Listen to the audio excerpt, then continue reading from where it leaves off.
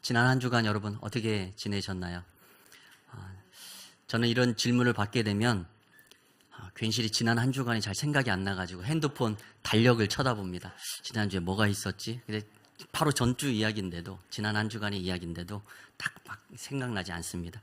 그러다가 보고 나면 대부분 이렇게 대답할 겁니다. 별일 없이 잘 지냈습니다. 이렇게 말하게 되죠.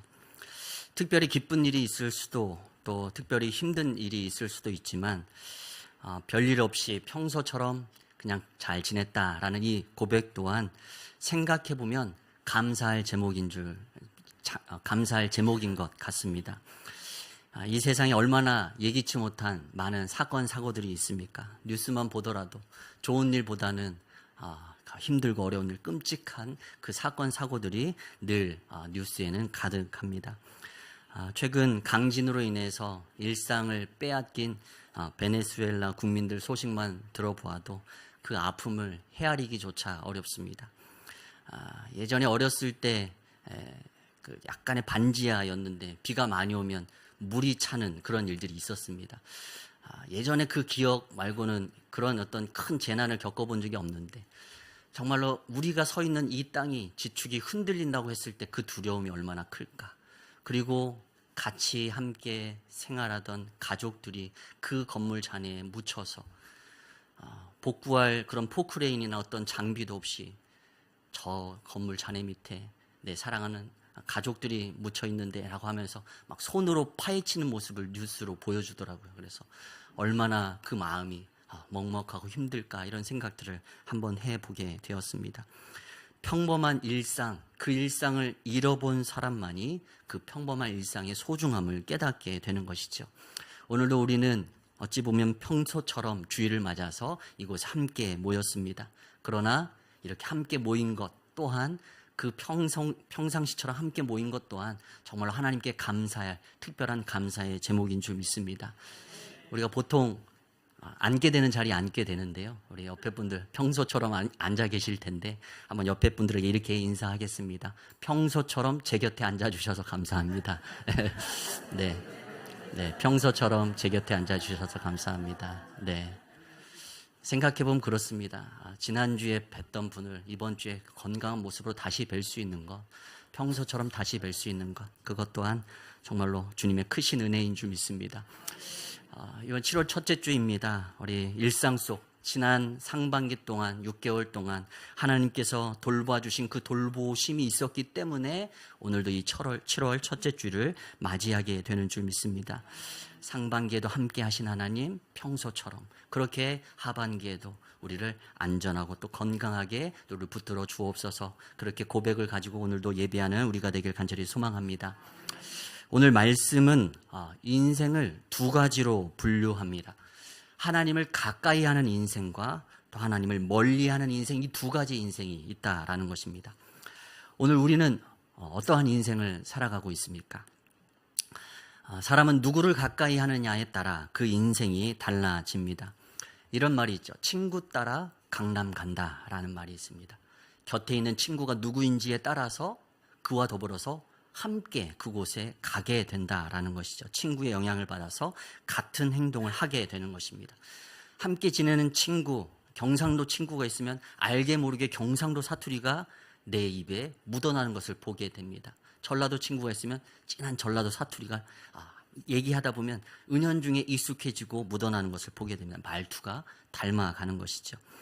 어린이집 선생님들은 아이들을 통해서 부모님이 어떤 분이신지를 파악하게 된다고 합니다. 너무 무서운 이야기입니다. 제가 이제 어린이집 애들을 보낼 때 그런 생각을 한 적이 있습니다. 우리 아이들이 하는 말과 행동을 통해서 우리 부모를 어린이집 선생님은 다 알고 있단 말이에요. 애들이 어디서 배우겠습니까? 집에서 부모들 보고 부모님이 하는 말, 부모님이 하는 행동 다 따라서 하는 것이 어린이집에서 다 드러날 텐데 우리 애들이 어떻게 행동하고 있을까? 이런 생각들을 하게 되면서 한 번은 두려운 적이 있었습니다. 목사님인데 사모님인데 우리 애들이 어떻게 하고 지내나? 이런 생각들을 한번 해보게 된 적이 있습니다. 그것처럼 자녀는 부모를 닮아가게 되어 있습니다. 친구도 그렇습니다. 친구도 닮아가는 것이죠. 그리고 부부도 서로 닮아가지 않습니까? 부부도 서로 닮아갑니다. 제자가 스승을 닮아가고 또 같은 교회에 있는 성도 간에 서로 닮아가는 것입니다. 가까이 하는 사람, 은연중에 알게 모르게 닮아가는 것입니다. 그렇다면 우리는 누구를 가까이 해야 되겠습니까? 오늘 말씀의 주제인 하나님을 더욱 힘써 가까이 해야 할 줄 믿습니다. 하나님을 가까이 하는 인생, 하나님을 닮아가게 되어 있습니다. 하나님은 우리가 하나님을 닮아가길 원하십니다. 하나님은 우리의 영적인 아버지이시기 때문입니다. 우리는 그의 사랑하는 자녀들입니다. 부모가 그의 자녀를 향하여서 나의 좋은 모습을 잘 닮아줬으면 좋겠다 희망하는 것이 부모의 마음인 것처럼, 하나님이 거룩하신 것처럼 우리도 거룩해지길 하나님은 원하신다라는 사실입니다. 그런데 어떻게 닮아갈 수 있는가? 하나님을 가까이 할 때 하나님을 닮아가게 되는 줄 믿습니다. 올 하반기 또 하나님을 더욱 힘써 가까이 함으로 하나님을 닮아가는 우리가 되길 간절히 소망합니다. 하나님을 가까이 한다는 것은 무엇을 의미할까? 오늘 말씀에 두 가지로 한번 생각해 보았습니다. 먼저 첫 번째는 하나님을 가까이 한다라는 것은 친밀함입니다. 자주 보고 자주 만나는 것, 그것이 가까운 것이고 그 가까워짐을 통하여서 친밀함이 깊어져 가는 것입니다. 이런 이야기가 있습니다. 젊은 연인이 연애를 하다가 남자친구가 군대를 갔습니다. 위기의 상황입니다. 정말로 사랑하고 좋아하는 연인 관계인데 떨어져 있어야 되는 이 먼 거리, 장거리 연애를 시작하니까 얼마나 마음이 또 힘들고 어려웠겠습니까? 매일같이 사랑의 편지를 주고받으며 그렇게 사랑을 표현하고 사랑을 확인했습니다. 그런데 그렇게 매일같이 서로를 사랑하는 마음을 편지를 통해 주고받던 어느 날 여자친구가 남자친구에게 이별을 통보해 왔습니다. 이유는 뭡니까? 이 편지를 주고받는 와중에 여자친구에게 그 집배원이 눈에 들어온 것입니다. 매일같이 그 편지를 갖다 주는, 이게 이제 사실인지 예화인지는 잘 모르겠지만 우리의 마음속에는 그럴듯하지 않습니까? 매일같이 내가 사랑하는 남자친구의 편지를 가지고 오는 집배원, 하루 보고 이틀 보고 한 달 보고 계속 보다 보면 정이 들고 말이 서로 오고 가게 되고 그 안에서 감정이 싹트게 되는 것이죠. 그 사람이 그렇게 매일같이 만나다 보니 멀리 있는 남자친구는 볼 수도 없고 또 함께 할 수 없는데 멀리 있는 사람인데, 근데 매일같이 그 남자친구의 편지를 들고 오는 집배원은 내게 곁에 있는 가까운 사랑인 것이죠. 가까이 하면, 자주 만나면 친밀해지고 사랑에 빠지는 것입니다. 우리는 누구와 친밀하게 지내고 있습니까? 사람을 생각하기 쉬운데 저는 그런 생각을 해봤습니다. 이 시대에 우리의 삶에 가장 가까운 건 스마트폰 아닌가. 스마트폰. 예배 시간에도 카톡하고 전화오고, 어쨌든 스마트폰은 항상 우리 곁에 있습니다. 목욕할 때나 특별한 일 아니면 이거 어디 가지 찾는 게 일입니다. 항상 우리 곁에 두고 지내죠. 스마트폰이 긍정적인 것도 있지만 부정적인 것도 많죠. 전 국민의 약 95%가 스마트폰을 사용한다라고 합니다. 요새 뭐 어린이집 다니는 어린이집 애들도 이제 핸드폰이 있을 정도니까요. 한 조사에서 한국언론진흥재단에서 진행한 2023 언론 수용자 조사에 따르면 대한민국 성인들은 하루에 휴대폰을 얼마를 보냐 조사했더니 평균 4시간 이상 스마트폰을 사용한다라고 말하고 있습니다. 또 어떤 통계에서는 5시간이라고까지 이야기하고 있습니다. 결코 적은 시간이, 하루 24시간이고 먹고 잠자고 또 우리 일상생활 하면서, 그러면서 하루 최소 4-5시간은 핸드폰을 들여다본다라는 것입니다. 시간만 나면, 틈만 나면 그 무료함 속에서 우리가 핸드폰을 붙잡게 되는 것이죠. 그러나 이렇게 한번 생각해 볼까요? 그러면 심심해서 성경책을 펴는 사람은 몇이나 되겠습니까? 우리의 삶 속에 스마트폰은 그렇게 가까이 있는데 우리의 삶 속에 성경은 얼마나 가까이 있는가? 우리가 잘 아는 우스갯소리가 있습니다. 성도들의 모습을 이렇게 묘사했습니다. 후탁 성도가 있다고 합니다. 후탁. 주일날 예배 드리고 나서 성경책을 책상 위에 딱 올려놓습니다. 그리고 이제 주일날 다시 일주일 지나서 교회 오려고 하면 먼지가 이제 있습니다. 묻어 있습니다. 왜 후탁일까요? 그래가지고 후탁. 그래 후탁. 교회에 와서 예배 드리고 또 돌아가서 다시 그 자리에 갖다 놓고 일주일 만에 성경책 한 번씩만 쳐다보는 것이죠. 지난주에 말씀드린 대로 성경은 하나님의 말씀인 특별 계시입니다. 이거 그냥 사람의 편지가 아니라 사람의 말이 아니라 하나님의 말씀이 바로 성경입니다. 하나님이 성령의 감동하심으로 40여 명의 사람들을 통해서 1600여 년간 기록해서 우리에게 주신 선물이 성경입니다. 그런데 이 성경을 우리가 얼마나 가까이 하고 사모하는가. 하나님은 성경을 통해 자기 자신을 드러내셨습니다. 자연 만물을 통해서 하나님이 계심을 우리는 어렴풋하게 알 수 있지만 성경을 통해서 우리가 어떻게 구원에 이르는지, 하나님이 어떤 분이신지, 왜 이 땅에 예수 그리스도를 보내셨는지, 예수 그리스도가 오셔서 무엇을 행하셨는지 성경이 다 우리에게 말해주고 있는 하나님의 진리입니다. 하나님의 진리를, 하나님의 말씀을 알지 못하면 하나님을 닮아갈 수 없습니다. 하나님의 뜻을 알지 못하면 하나님의 뜻대로 행할 수 없습니다. 그렇기에 성도는 그 무엇보다 하나님의 말씀인 성경을 가까이 해야 할 줄 믿습니다. 우리 교회는 아시는 대로 교회가 예배들이 여러 있습니다. 월요일부터 금요일까지 매일 아침 5시 30분 새벽 예배를 드립니다. 또 저녁에 7시 반에 수요 예배가 있고 또 8시 반에 금요 예배가 있습니다. 이와 같이 예배를 통해서 더욱 하나님께 가까이 나아가고 또 예배의 자리에서 말씀을 통해 더욱 하나님 앞에 가까이 나아갈 수 있는 자리가 마련되어 있습니다. 함께 시간이 되시는 분은 함께 오셔서 참여해 주시고 또 참여가 어렵다면 유튜브를 통해서 예배 드리셔도 좋습니다. 그리고 아니면 따로 시간을 내어서 성경을 읽으셔도 좋습니다. 하나님을 가까이 한다는 건 하나님의 말씀을 가까이 하는 것이고 또 하나님의 예배를 가까이 하는 것이기 때문입니다. 시편 1편 말씀에서 복 있는 사람을 시냇가에 심겨진 나무라고 묘사합니다. 우리가 잘 아는 시편 1편 2절에서 3절 말씀입니다. 우리 같이 한번 읽어보겠습니다. 함께 읽습니다. 오직 여호와의 율법을 즐거워하여 묵상하는도다.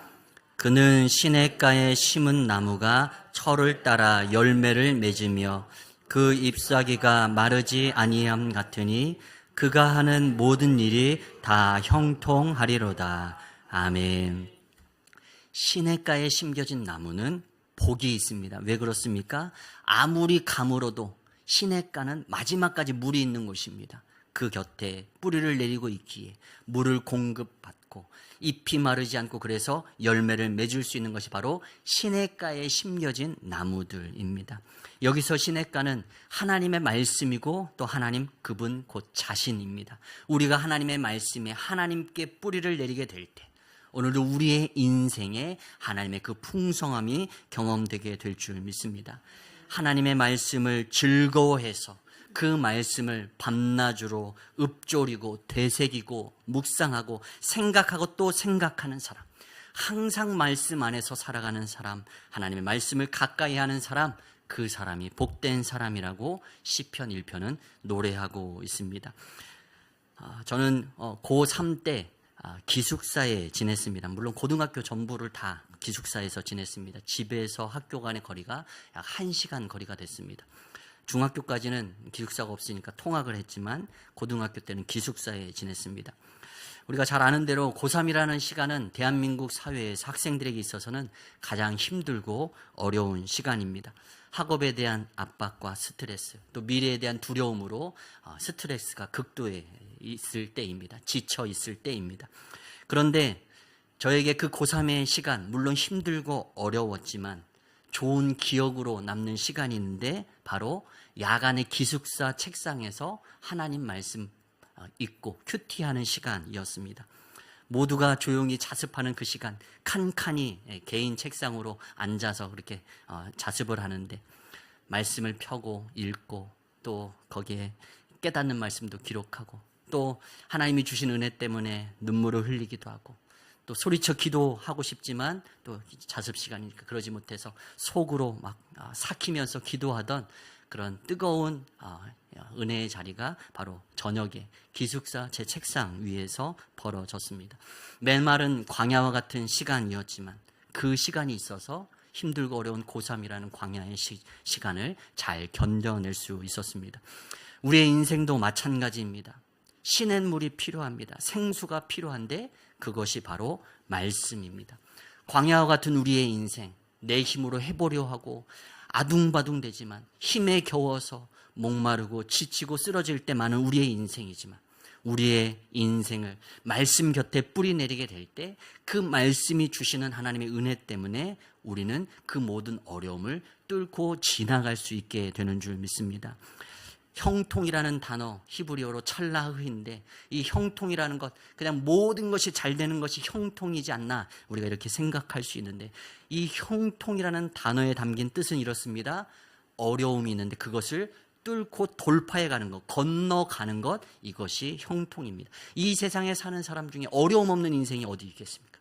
이 땅에 발을 딛고 사는 모두는 다 각자 나름의 고민과 근심의 무거운 짐을 지고 살아가는 것이 바로 이 땅에 사는 우리의 인생입니다. 그러나 그 인생 속에서 두 인생으로 갈라지는데 하나님의 말씀을 가까이 한 자는 그 어려움을 뚫고 돌파해서 하나님의 은혜로 이것을 견뎌내고 이겨낸다라는 사실입니다. 형통한 인생이라는 뜻이 바로 그와 같은 의미입니다.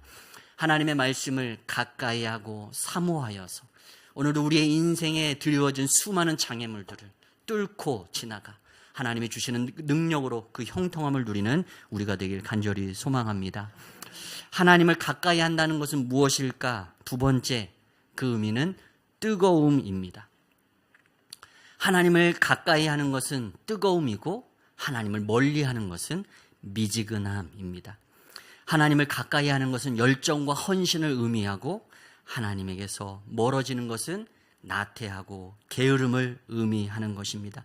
우리는 하나님을 가까이 해야 합니다. 하나님을 향한 뜨거운 열정을 가지고 하나님을 가까이 해야 하고 또 하나님을 향한 뜨거운 헌신을 하나님 앞에 드려야 할 줄 믿습니다.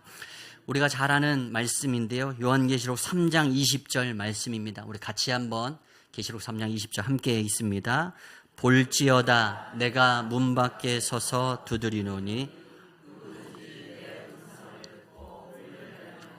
내가 그에게로 들어가 그와 더불어 먹고 그는 나와 더불어 먹으리라. 아멘. 이 말씀 우리가 너무도 잘 아는 말씀입니다. 믿지 않는 사람에게 복음을 전할 때 자주 사용하는 말씀이죠. 닫혀진 마음문 바깥에서 예수님이 찾아와서 문을 두드리고 계시는 것입니다. 똑똑똑. 재중아, 문 좀 열어주지 않겠니? 밖에서 두드리시는 것입니다. 누구든지 그 마음 밖에서 찾아와서 마음 문을 두드리시는 예수님께 문을 열면 예수님이 내 인생에 들어와서 나와 함께 먹고 마시며 풍성한 교제와 만남을 가질 수 있다라는 말씀의 뜻입니다. 그러니 마음은 활짝 열고 주님을 모셔드리고 영접해야 된다라는 것입니다. 이 요한계시록 3장 20절의 말씀은 그런데 그 본문의 맥락을 보면 불신자를 향해서 주신 말씀이 아니라 믿는 성도를 향해서 주신 말씀입니다. 이 요한계시록 3장 20절 말씀은 소아시아 7교회 중 라오디게아 교회에게 주신 하나님의 말씀입니다. 예수님을 모르는 사람에게 똑똑똑 내가 네 마음 가운데 들어가고 싶으니까 문 좀 열어줘 이렇게 지금 말씀하시는 것이 아니라 라오디게아 교회 성도들에게 하시는 말씀입니다. 예수님을 믿는다라고 말하는 신앙생활하는 그 성도들에게 주시는 말씀입니다. 바꾸어 생각해보면 무엇입니까? 라오디게아 교회 성도들이 예수님을 마음문 바깥으로 홀대하고 있다라는 것입니다. 내가 문 밖에 서서 두드리고 있다. 라오디게아 성도들아, 왜 나를 멀리하고 있니? 지금 마음문 안에서 예수님과 함께 더불어 친밀한 교제를 나눠야 될 하나님을 믿는다 말하는 성도가 마음문 바깥으로 예수님을 멀리 내쫓은 것입니다. 라오디게아 교회 성도들이 자신이 가진 부가 좋아서 그리고 이 세상에 널려져 있는 그 수많은 세상의 기쁨이 좋아서 그것을 마음 안에 품었지 예수님은 멀리 했다라는 것입니다. 그래서 예수님이 라오디게아 교회 성도들의 마음문 밖에서 지금 두드리고 계신 것입니다.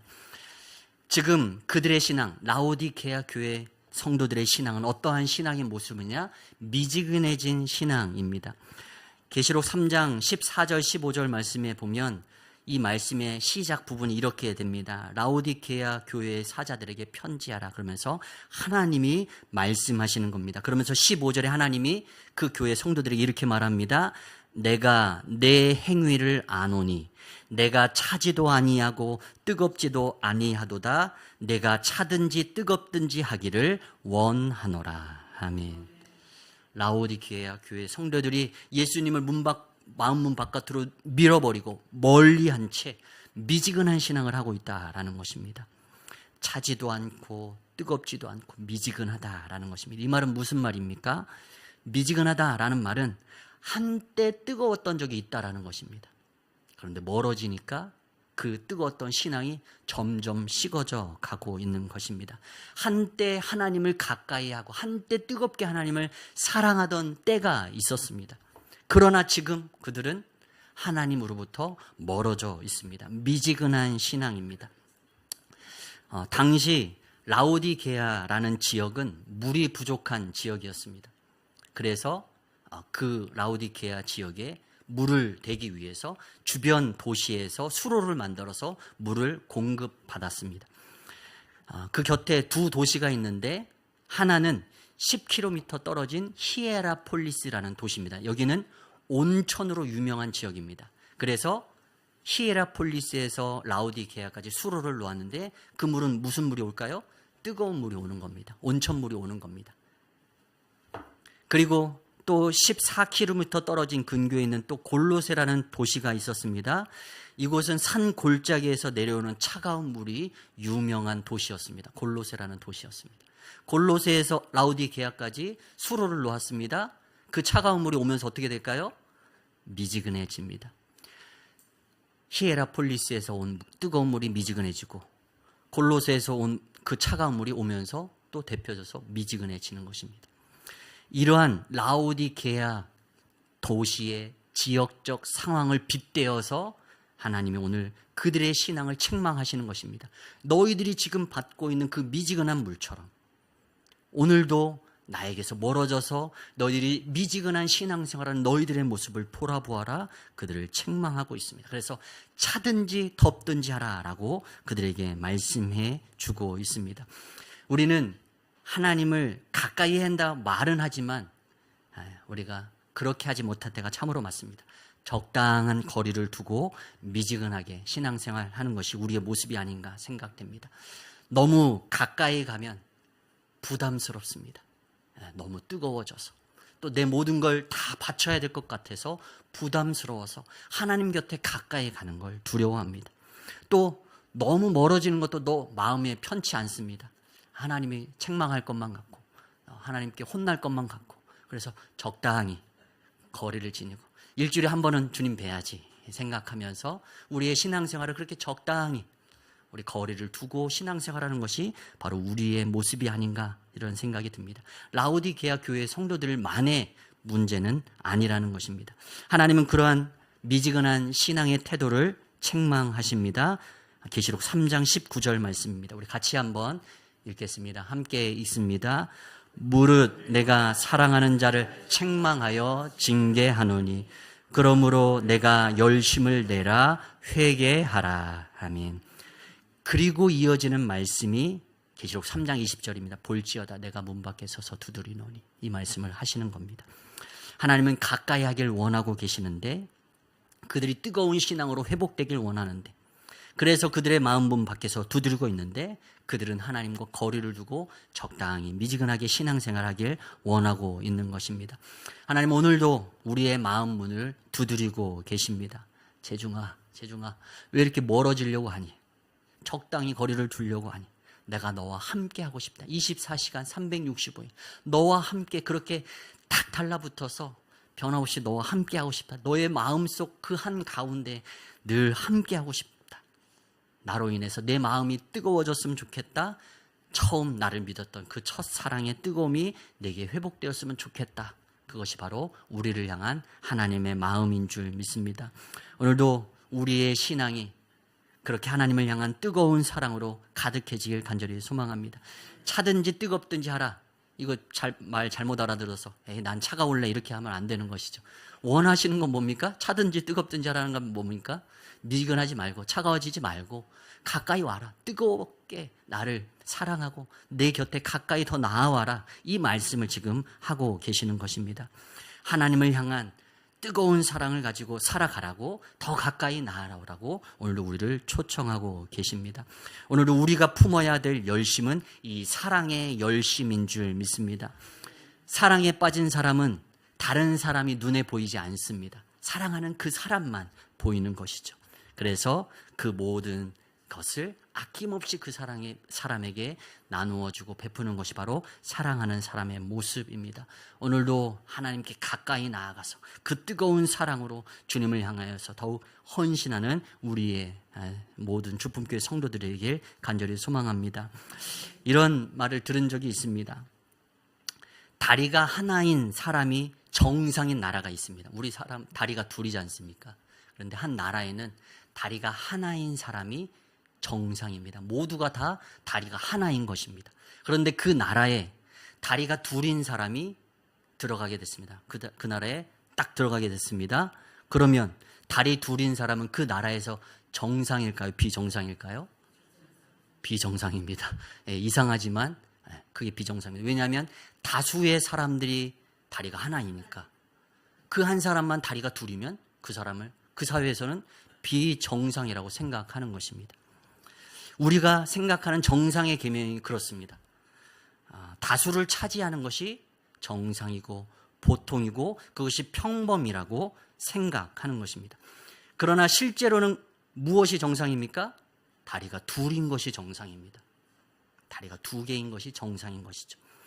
오늘도 우리의 신앙의 기준이 우리의 주변에 있으면 시대에 따라 상황에 따라 정상이란 개념은 항상 바뀔 수밖에 없습니다. 그러나 신앙의 기준은 늘 하나님께 있어야 하는 줄 믿습니다. 다리 두 개가 정상, 그 사람이 한 사람이라 할지라도 그것이 정상인 것입니다. 하나님을 향한 뜨거운 사랑 또한 마찬가지입니다. 우리가 많은 그런 경험들 또 이야기들을 듣습니다. 하나님을 향한 그런 뜨거운 사랑은 예수 믿을 때 그 초신자 때 내게 있었던 것이지 대부분 그 사랑을 유지하기는 어렵습니다. 그래서 그것은 나도 그럴 때가 있었지라는 약간의 추억에 담긴 이야기처럼 우리가 할 때가 많습니다. 사랑은 그렇게 쭉 유지될 수 있는 게 아니야.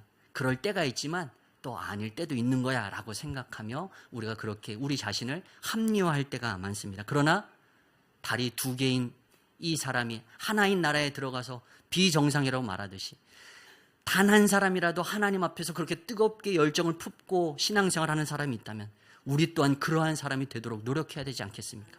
다른 사람들이 다 그렇다고 하니까, 다 그런 과정을 거친다고 하니까 나도 그럴 때가 있었지만 지금 이게 정상이야. 이게 다 평범한 거지. 보통의 우리가 겪는 우리의 신앙의 모습이야. 이렇게 우리를 스스로를 위안하고 또 나태하게 만들어서는 안 된다라는 사실입니다.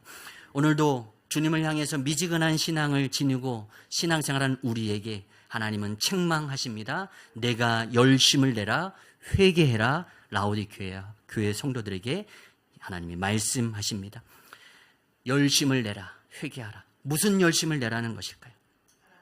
하나님을 가까이 하는 것. 지금 그 뒤 구절이 그렇습니다. 내가 네 문 밖에서 두드려니 마음 문 열고 나와 함께 더불어 함께 먹고 마시자 말씀하십니다. 라오디게아 성도들이 열심 내야 될 것은 어떤 봉사와 헌신 이것이 아니라 먼저 그들의 마음 문을 열고 하나님을 가까이 모시고 그분과 함께 뜨거운 그 첫사랑을 회복하는 것, 그 열심을 먼저 내라고 그들에게 말씀하고 계시는 줄 믿습니다. 오늘 우리가 신앙생활하며 가장 먼저 열심 내야 될 것이 무엇일까? 그것은 우리의 마음 문을 열고 하나님께 가까이 나아가는 것입니다. 그것이 하나님이 우리에게 원하시는 열심인 줄 믿습니다. 오늘도 그러한 열심 있는 인생 되길 간절히 소망합니다. 오늘 시편 73편 말씀은 그렇게 두 가지 인생에 대해 말합니다. 하나님을 가까이 하는 인생, 하나님을 멀리하는 인생이 있습니다. 오늘 말씀은 말합니다. 하나님을 멀리하는 자들은 시들시들 그 잎사귀가 마르며 열매하지 못합니다. 열매 맺지 못합니다. 그리고 멸망의 길로 나아갑니다. 바깥 어두운 데로 내쫓겨 슬피 울며 이를 갈게 되는 인생이 되어 버릴 수밖에 없는 것입니다. 하나님을 멀리하는 자들의 결론입니다. 그러나 하나님을 가까이 하는 자는 어떠한 인생을 살게 됩니까? 오늘 28절 말씀 다시 한번 결론적으로 한 번 더 읽어보겠습니다. 함께 있습니다.